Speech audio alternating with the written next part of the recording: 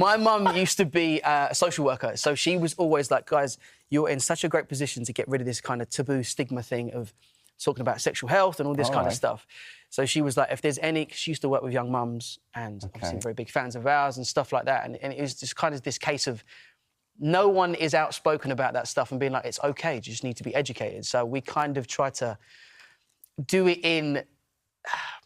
the most sensitive way possible. You were selling condoms, basically. But for charity, so we didn't actually make... Yeah, exactly. So we didn't make anything off it. For charity. It was all for charity, and it was all in a place coming from, you know, trying to gather as much knowledge and just trying to get rid of that stigma of it can be talked about. They'd be lashing them out at the tour. They weren't, You're back together.